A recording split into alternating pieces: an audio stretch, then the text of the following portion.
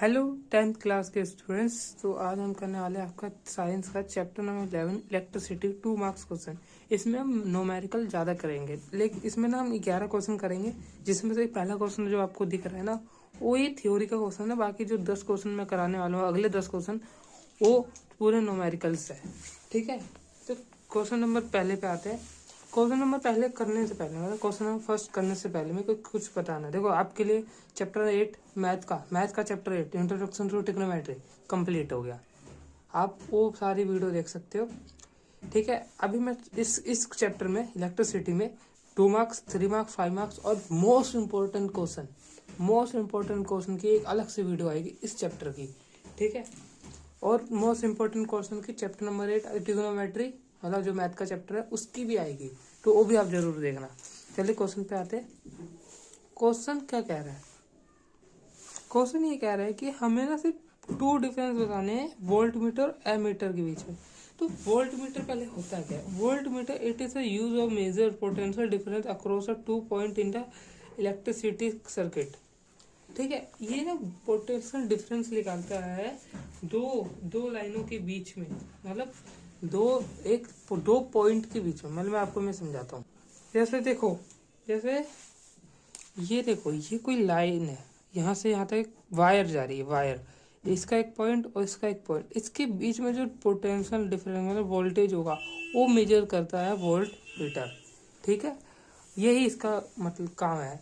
और एमीटर क्या करता है? It is a use of the electric current को, it is a use of measure electric current in electric circuit में use होता है, और इलेक्ट्रिक करंट को मेजर करता है, मतलब कितना करंट इसमें फ्लो हो रहा है वो बताता है। It is resistant, volt meter में हम देखो इसमें लिखेगा इट रेजिस्टेंस वेरी हाई। इसका रेजिस्टेंस वेरी हाई क्यों होता है आप बताओ? क्योंकि डायरेक्टली प्रोपोर्शनल होता है। हमने ये पढ़ा है ना, कि यही पढ़ा है कि जैसे देखो, electric current volt meters are directly proportional to R, यही होता है, यही होता है ना, इसलिए हाई होता है। और एमीटर का इनवर्सली प्रोपोर्शनल होता है, इसलिए इसका लो होता है। वोल्ट मीटर कनेक्ट होता है पैरेलली। पहले वोल्ट मीटर, देखो एक वोल्ट मीटर का सिंबल आपको जरूर देखना चाहिए। वोल्ट मीटर होता क्या, इसका सिंबल होता है ऐसा V। ठीक है, और एमीटर का A। ठीक है, यहाँ प्लस माइनस, कहीं पे भी प्लस माइनस हो सकता है, वो तो आपकी मर्जी है। ठीक है, लेकिन डिपेंड ऑन सर्किट कहाँ पर है वैसे ही होगा। ठीक है, ये आपका हो गया। और एमीटर का कनेक्ट है सीरीज में होता है, ये पैरेलल होता है, सीरीज में होता है। चलिए अब हम करते हैं नोमेरिकल जरूर देखना। ठीक है, देखो अगला क्वेश्चन ये कह रहा है ना, consider R the circuit show in the diagram, find the current in 3 ohm resistor. तो ये सर्किट दे रखा है हमें, ये सिंपल सर्किट दे रखा है। ठीक है, इसमें करना क्या है? हमें कह रहा है कि इस जो 3 ओम का ये वाला है ना, ये वाला, इसमें कितना करंट फ्लो हो रहा है वो बताना है। तो देखो यार, हमने एक चीज देखी, ये और ये पैरेलल है। ठीक है, तो हम क्या करते हैं ना, इसका पहले पैरेलल रेजिस्टेंस निकाल लेते हैं, पहले वो कर लेते हैं। देखो इनमें से, इस सर्किट में एक चीज कॉमन बता रहा हूँ, सर्किट में करंट सब में बराबर है। जो करंट इसमें होगा वो करंट इसमें भी होगा, और वही करंट इसमें भी होगा, सेम करंट फ्लो हो रहा है। अब ये मत करना, सर्किट में मेरा कहने का मतलब है कि ये करंट जो इस वायर में होकर जा रहा है और इस वायर में आ रहा है वो बराबर ही आ रहा है। ठीक है, इतना मैं कह रहा हूँ कि इस वायर में जो होकर जा रहा है और इस वायर में आ रहा है, मतलब जैसे यहाँ से निकला और यहाँ पे आके खत्म हुआ, तो उतना ही करंट है, सेम करंट है।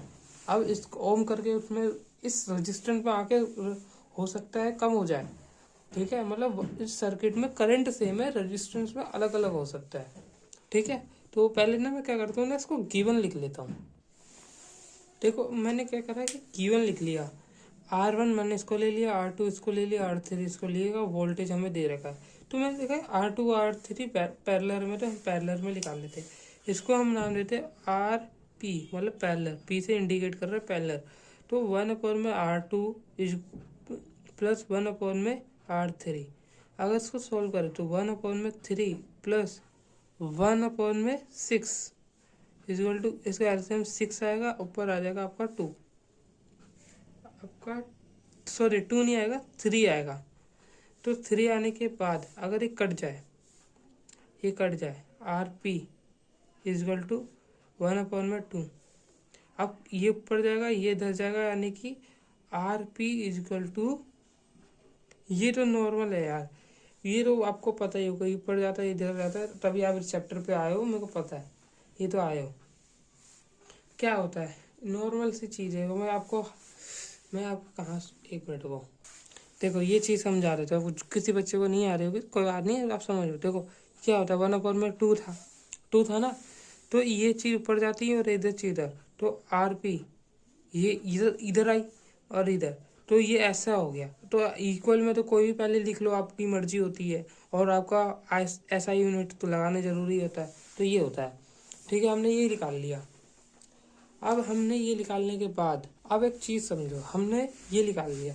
अब देख सर, अब क्या होगा कि ना, देखो इस डायग्राम को देखना, मेरा डायग्राम पहले तो ये ऐसे रहा, मैं नीचे का नहीं बना रहा, मान लो ओम है, ये रुक जाओ, मैं इधर बना रहा हूँ।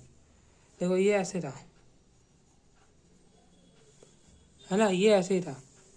अब देखो, अब मैंने कर लिया इसको, सॉल्व कर लिया। अब इसका मतलब ये एक हो गया, एक हो गया, तो ये ऐसे हो गया 2 और ये 10 था, तो ये सीरीज में हो गया ना, तो इसको आप कैलकुलेट करते हैं, तो हम क्या लिखेंगे, तो देखो हमने लिख लिया कि आर पी ये एक है, ठीक है, आर पी ये एक है, आर पी और R1 आर सीरीज, तो हम टोटल जब आर लिखा लेंगे, तो आर पी प्लस R1 को साथ में करेंगे 10 + 2, यानी R इक्वल टू क्या हो गया, 12 ओम, 12 ओम हो गया।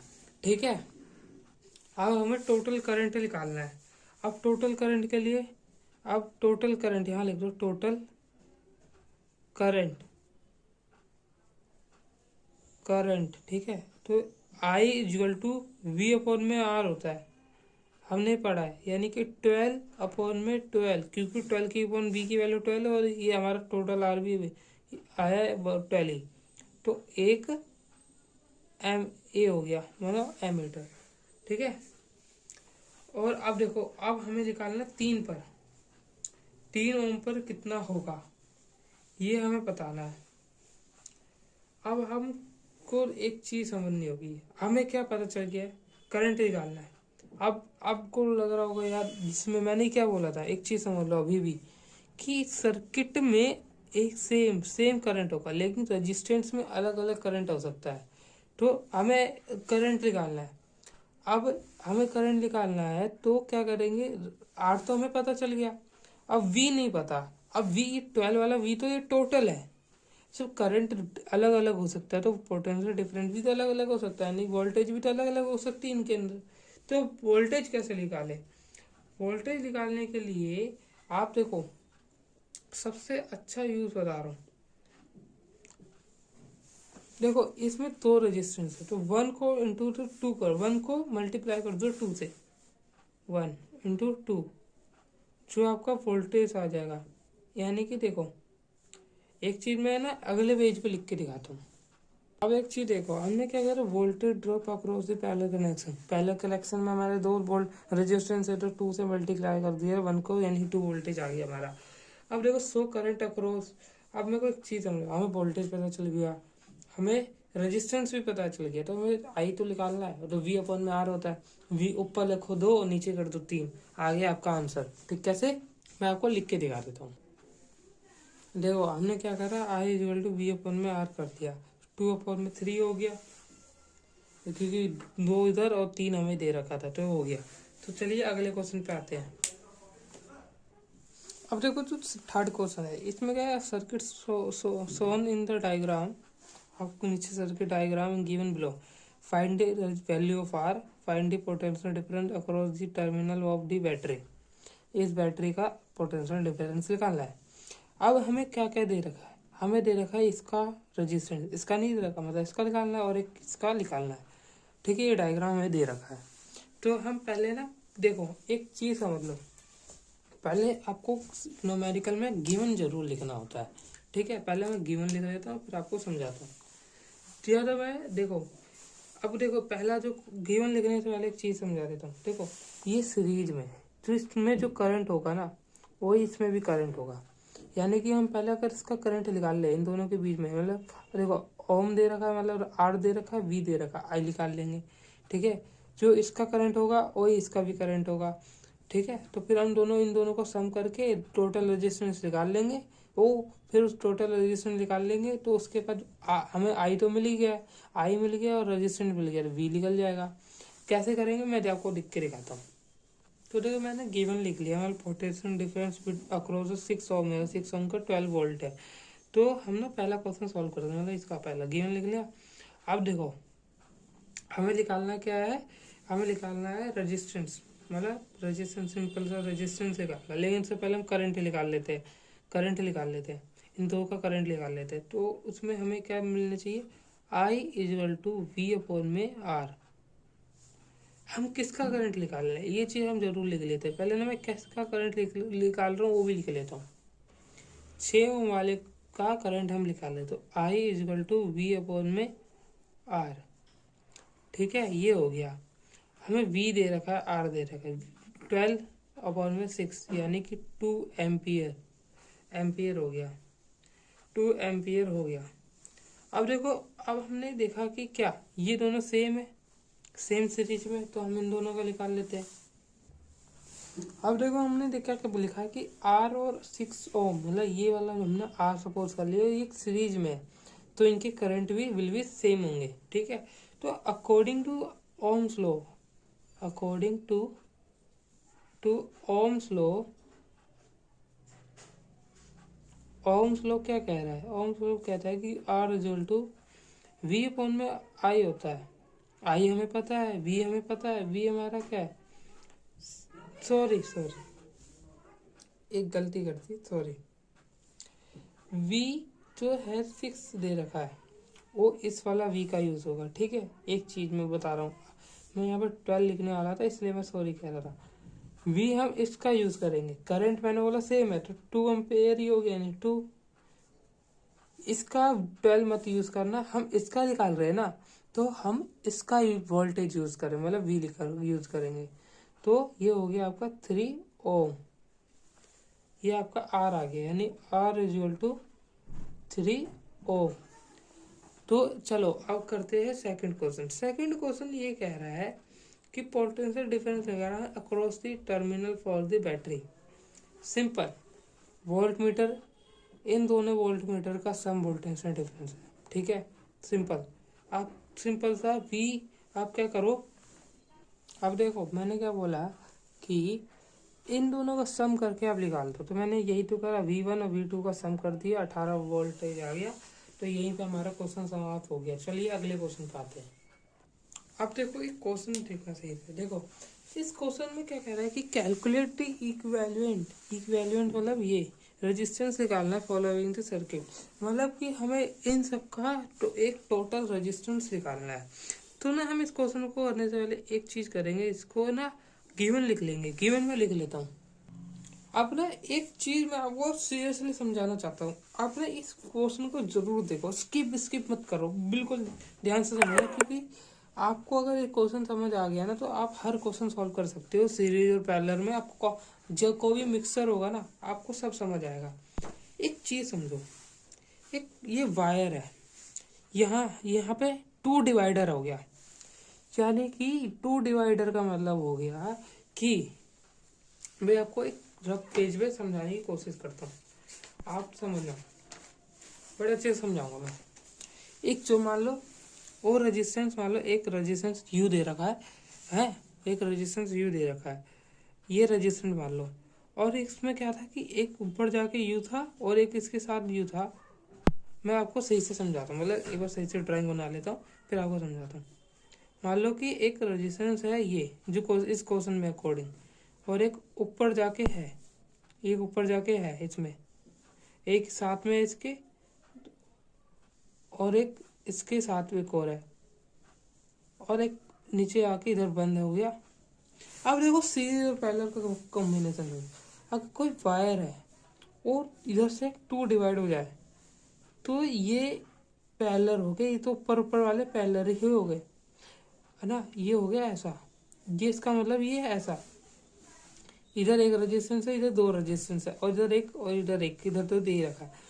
मेरे कहने का मतलब है कि ये वायर को अगर सही से सॉल्व करोगे तो एक वायर ऐसे सिंपल सी ये वायर है, रेजिस्टेंस में लगा, मान लो सपोज कर लो, ठीक है, सपोज कर लो कि इसमें रेजिस्टेंस लगा हुआ है, ठीक है, और इसमें एक वायर, इसका एक दो पॉइंट हो जा रहे हैं ना, एक इधर और एक इधर, तो दो पॉइंट में एक इधर मान लो और इधर एक ऐसे ही है, और एक रेजिस्टेंस इधर और इधर, और इसके साथ एक और मेरे, ठीक है, और उसके बाद एक पॉइंट दोनों मिक्स हो रहे, मतलब मिक्स हो रहे का मतलब ये हो गया ऐसा, ठीक है, ये है, ठीक है, समझे आप मेरे, समझ गए ना, मतलब यहाँ पे दो पॉइंट हो रहे तो मतलब दो पॉइंट ऐसे, मतलब कि ना ये देखो ये दोनों, पहले आप इसको सॉल्व कर लो, पहले ये सीरीज में इसका निकाल लो, फिर ये दोनों पैरेलल में इसको सॉल्व कर लो, तो अगर ये सॉल्व करने के बाद होगा क्या कि ये सीरीज में हो जाएंगे तीनों एक साथ, ठीक है, तीनों एक साथ सीरीज में हो जाएंगे, ऐसा है।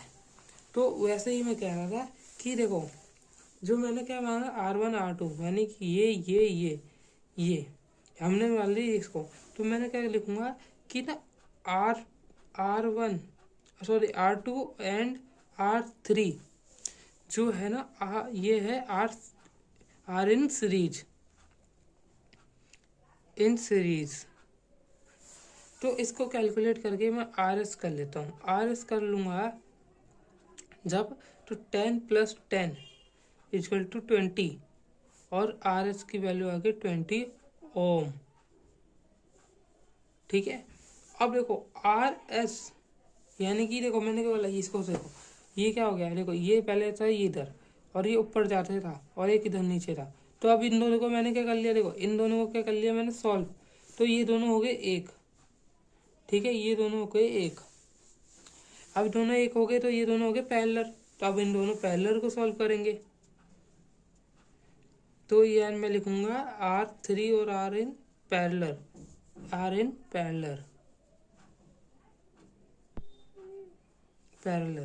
ठीक है, तो मैं लिखूंगा RP पैरेलल निकालो तो RP लिखूंगा, और RS + R3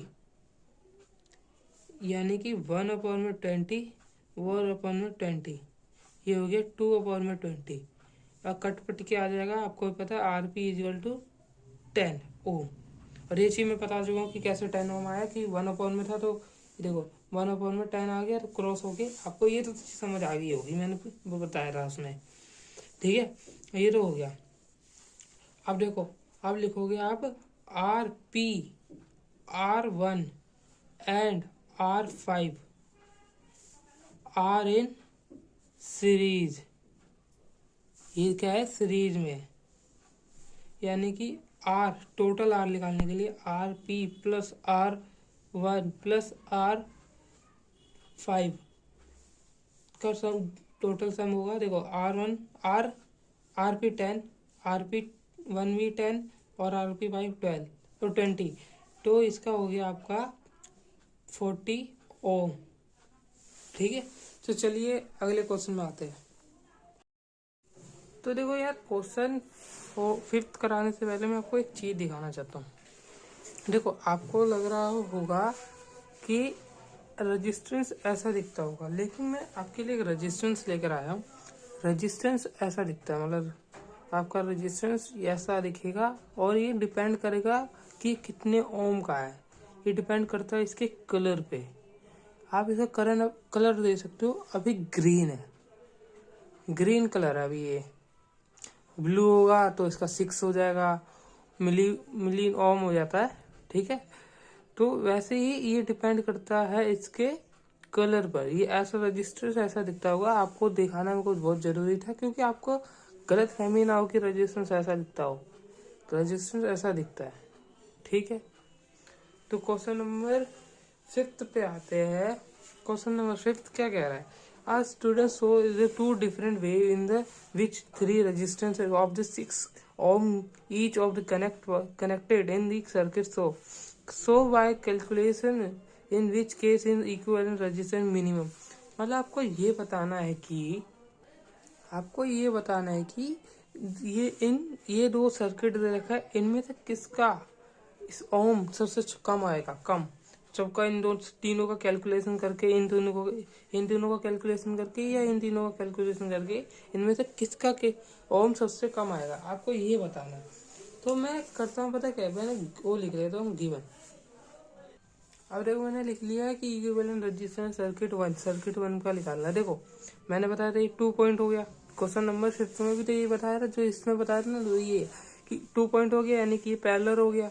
अगर ये पैरेलल हो गया तो मैं R1/R पैरेलल को P ले लेता हूँ, और 1/6 प्लस 1/6 इक्वल टू क्या हो जाएगा, 6 हो जाएगा पर 2 हो जाएगा, यानी कि RP इक्वल टू 3 ओम। ये तो आपको पता होगा। और टोटल रेजिस्टेंस निकालने के लिए मैं क्या करूँगा, टोटल रेजिस्टेंस, और टोटल रेजिस्टेंस निकालने के लिए मैं करूँगा R equal to R1 plus RP, या R1 ना लिख के आप सिर्फ 6 लिख लो, ठीक है। तो 6 प्लस 3 इक्वल टू 9 ओम, 9 हो जाएगा, और R इक्वल टू आप कर दो 9 ओम। अब हम ऐसे ही सेकंड का निकालते हैं। सेकंड का एक चीज़ समझ लो, देखो ये 2 पैरेलल हो गए, ये तो पैरेलल हो गए, लेकिन इनमें कोई अलग से वायर नहीं हो रही, एक ही वायर जा रही, जो एक साथ में वायर है, तो ये सीरीज में हो गया, यानी कि इन दोनों को सीरीज में ले लो, और इन दोनों का जो वैल्यू आएगा इन दोनों को पैरेलल लेना। मतलब जैसे कि इन दोनों की वैल्यू आ गई आपकी 12 और 6 को पैरेलल ले लो, ठीक है।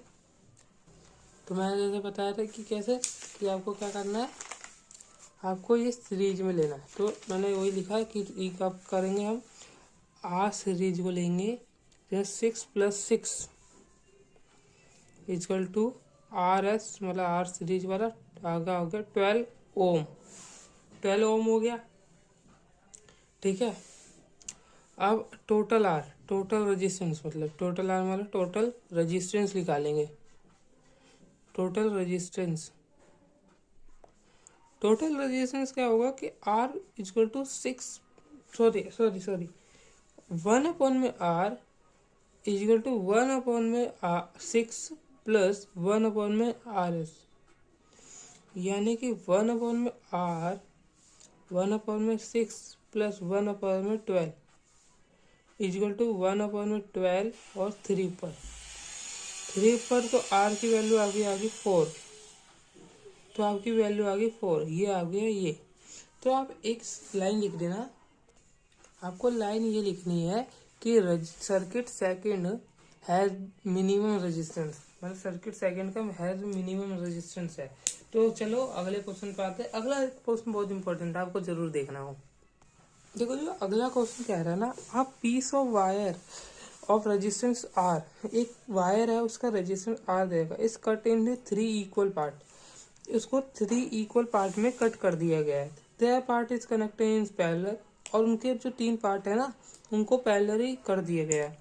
तो ये हमें ये बताना है कि ना हम उसे पैरेलल ही कर दिए, तो उसका पहले जो R था, जो अब 3 पार्ट में से जो R, मतलब देखो मेरे कहने का मतलब, देखो पहले क्वेश्चन पढ़ ले, पैरेलल कनेक्ट इन पैरेलल, उनको parallel connect, if the equivalent resistance of the parallel combination is R, what is the value of ratio R1 और R की।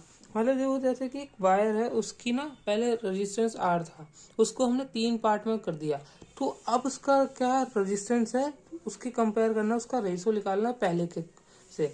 मतलब मान लो कि ये एक वायर है, मतलब एक वायर है, मान लो एक वायर है, हमने इसको 3 इक्वल पार्ट में कर दिया, 3 इक्वल पार्ट में कर दिया, और ये कह रहा है कि हमने तीनों को ऐसे करा है, ठीक है, ऐसे कर दिया। मतलब आप देखोगे तो पहले क्या एक वायर थी, हमने इसको काटा, काटने के बाद हमने इसको पैरेलल ही कर दिया ऐसे।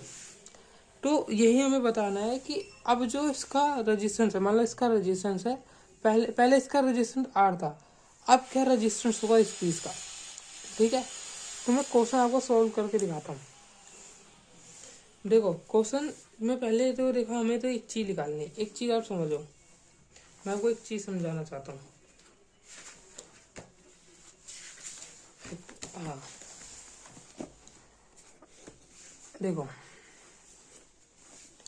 अब देखो कोई मान लो रेजिस्टेंस मान लो लेट 60 था, अब इसको हम 3 पार्ट में करेंगे। तो रेजिस्टेंस और डायरेक्टली प्रोपोर्शनल टू एल था। अगर एल कम हुआ तो आर भी कम होगा, यानी 60 था तो 3 हिस्से में बांटा तो 3 हो जाएगा। मतलब हम 3 को डिवाइड कर देंगे, है ना। ये करेंगे ना, 3 से डिवाइड कर देंगे आर को हम 3 से डिवाइड कर देंगे।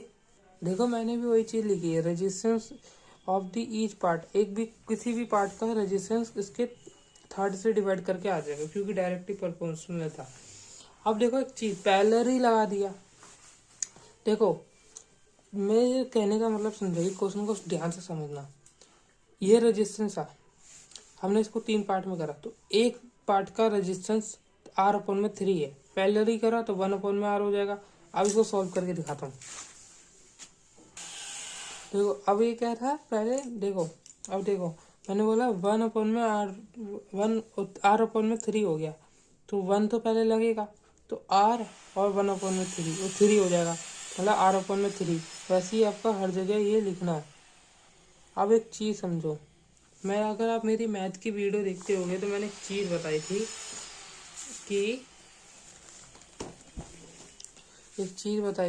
कि अगर कोई चीज़ ऐसे है तो पहले तो 1 होता है, ठीक है, 1 मैंने लिख दिया, 1 के अपॉन में 1 भी होता है। जैसे आपको लिखा 4, तो 4 के नीचे 1 होता है ना, 5 लिखा तो 5 के नीचे 1 होता है, तो वैसे 1 के नीचे भी 1 होगा, और आर और 3, तो ये चीज़ इधर जाती है और ये चीज़ ऊपर जाती है, ऐसा होता है।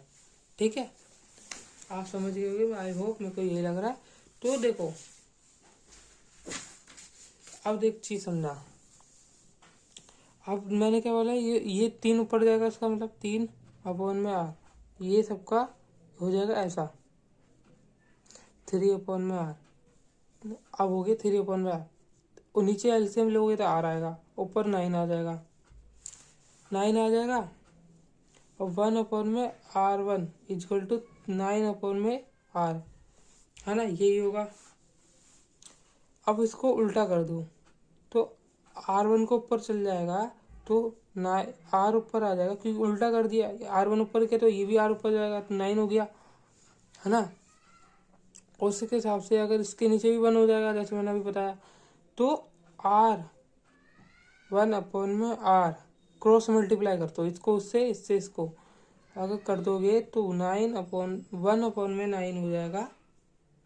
मतलब इंटरचेंज ही कर दो, इसको इधर ले लो, इसको उधर ले लो, तो R1 और R का जो रेशो है वो बराबर है 1:9 का। ठीक है, ये है इसका आंसर। चलिए 7th क्वेश्चन पे आते हैं। अब देखो ये 7th क्वेश्चन है ना, बहुत इजी क्वेश्चन है, लेकिन आप समझिएगा नहीं ना तो ये मुश्किल हो जाएगा।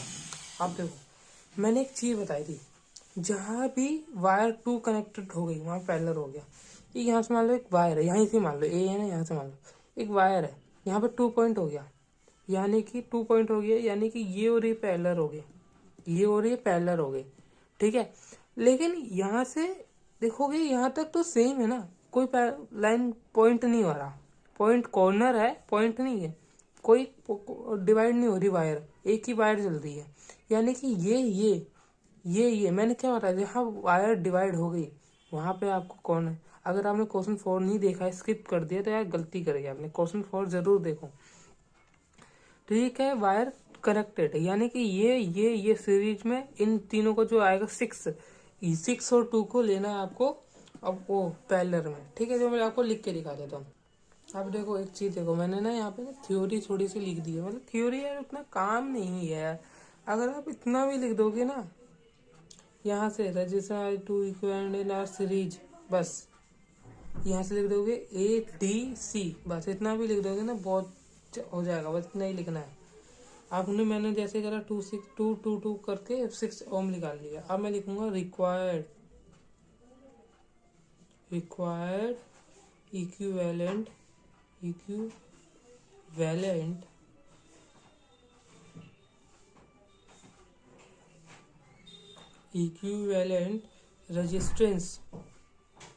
रेजिस्टेंस क्या होगा, मैंने बोला ना, इसको निकाल लिया, ये और ये पैरेलल है, यानी कि इन सब का 6 हो गया, मान लो ये 6 हो गया, इन सब का जो सम करा 6 हो गया, और ये पैरेलल है, 1/2 1/6 हो जाएगा, यानी कि 1/r जो इक्वल है 1/2 प्लस 1/6 के, यानी कि 6, और ये आपका आ गया आपका 6 और एल्सियम लेके 3 और 1 4 4 हो गया।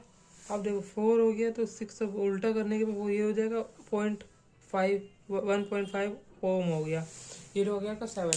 चलिए चलिए आप करते हैं 8।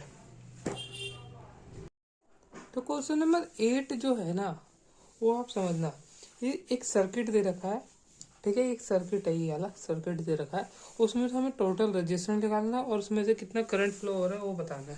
तो चलो फटाफट हम क्वेश्चन सॉल्व करते हैं। पहला आंसर लिखेंगे, अब हम फ्लो में करेंगे, ज़्यादा वीडियो लंबी हो गई है, ठीक है। जो देखो पहले ना एक क्या करता हूँ ना, गिवन लिख लेता हूँ, ठीक है, गिवन। देखो मैंने गिवन लिख लिया, R1 इसको ले लिया, R2 इसको ले लिया, R3 इसको ले लिया, और V को मैं लिख लेता हूँ 6 वोल्ट। अब देखो मेरे को लग रहा है कि R1 R2 सीरीज में, तो R1 and R2 R series, ठीक है, ये सीरीज में, ये देखो ये सीरीज में मैंने लिख लिया। अब ये सीरीज में लिखने के बाद अब मुझे पता चल गया कि सीरीज में तो जोड़ दूंगा नॉर्मली 10 + 50, यानी कि आपका हो गया 60 ओम, मतलब 60 ओम यहाँ लिख देता हूँ। एस का मतलब सीरीज है, छोटा सा एस बनाता हूँ मैं, ठीक है। अब देखो ये हो गया 60 ओम। अब देखो मुझे पता है कि ये इस दोनों माने दोनों का सम आ गया 60, और ये और 60 जो हो गया आपका, हो गया क्या हो गया आपका, ये हो गया आपका पैरेलल में। तो मैं लिखूंगा RS and R3 are in parallel, ठीक है, पैरेलल में लिख दूंगा, पैरेलल में लिख दूंगा, ठीक है। अब ये हो गया पैरेलल में, तो मैं क्या करूँगा 1/r = 1/r3 प्लस 1/rs, तो ये क्या हो जाएगा 1/30 1/60, एलसीएम इसका 60 आएगा और इसका अपॉन ऊपर आएगा 3, और एक कट पिट के 30 आ जाएगा। तो आर की वैल्यू आपकी आ गई 30 ओम, आ गई आपकी 30 ओम।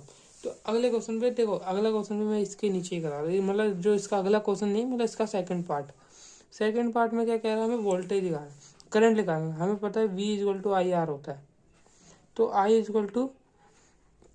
V/R हो जाएगा, क्योंकि R नीचे चल जाएगा। तो V की वैल्यू 6 और इसकी वैल्यू 30, तो इसकी वैल्यू आ गई 0.3 एम्पियर। चलो क्वेश्चन नंबर 9 पे आते हैं। देखो जो 9 क्वेश्चन है ना, वो थोड़ा सा अच्छा सा भी क्वेश्चन है, मतलब ऐसे क्वेश्चन आपके आ सकते हैं। देखो इस क्वेश्चन में क्या कह रहा है ना, an electrical device of the resistance R is connected across the source of the voltage V and draw current I, मतलब एक सोर्स में जुड़ा है जिसका वोल्टेज V है और करंट इसमें I है और रेजिस्टेंस R है। Drive the expression of the power in term of the current, मतलब पावर की टर्म को आपको करंट और रेजिस्टेंस में डिफाइन करना है। तो हमें ना एक चीज़ पता है, कि ना वी नो डैट हमें पता है कि V = W/Q होता है, Q वो चार्ज होता है। अगर हम इसमें से वॉट निकाले तो Q इधर हो जाएगा, तो वॉट = V × Q। अब डिराइविंग द एक्सप्रेशन, मतलब अब हम डिवाइडिंग करते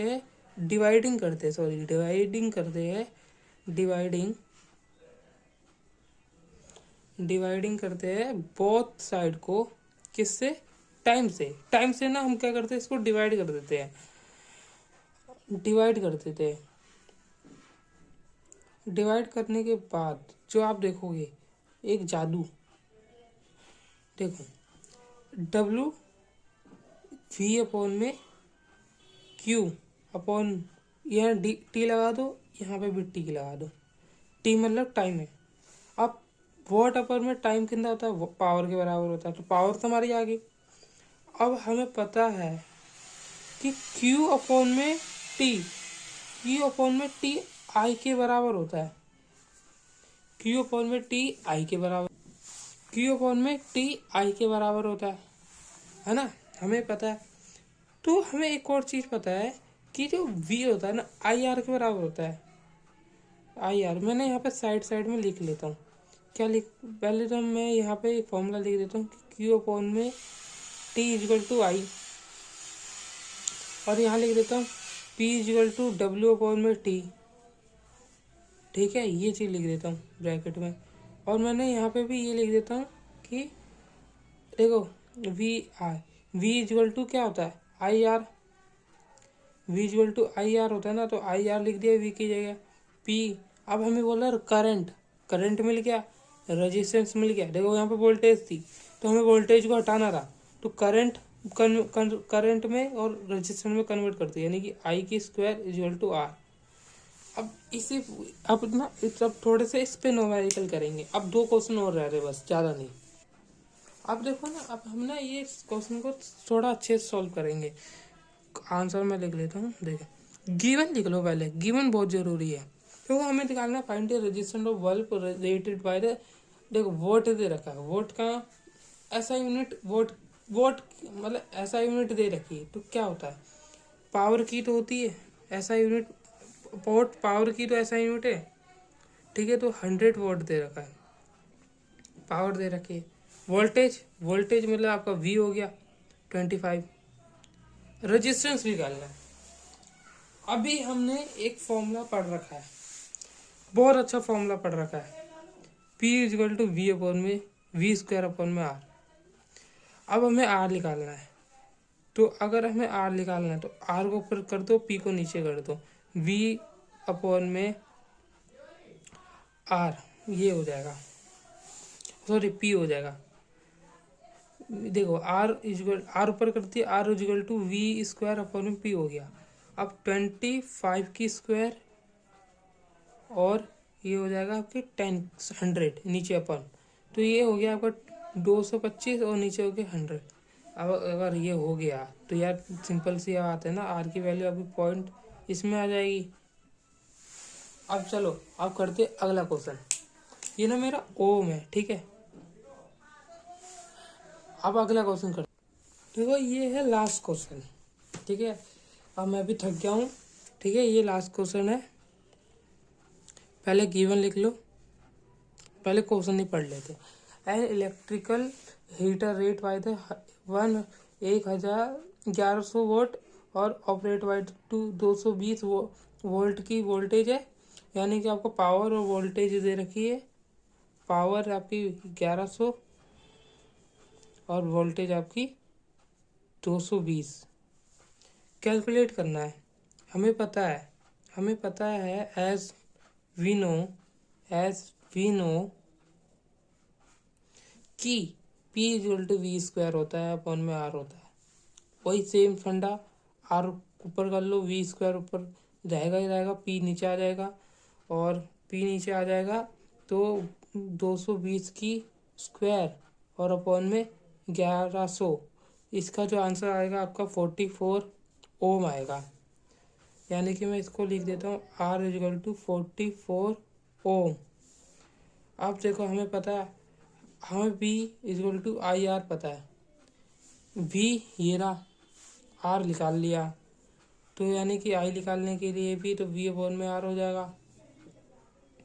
ए यार, तो ये हो जाएगा आपका 44, तो 44 R की वैल्यू और इसको कैलकुलेट करके 5 एम्पियर आ जाएगा। ठीक है, ये हो गया हमारा कंप्लीट। इस वीडियो के क्वेश्चन सारे हो गए कंप्लीट। अब मैं 3 मार्क्स वाले क्वेश्चन लाऊंगा अगली वीडियो में। प्लीज़ रिकमेंड है मेरा, लाइक कर दो वीडियो को, शेयर कर दो और सब्सक्राइब जरूर कर दो। मिलते हैं अगली वीडियो में।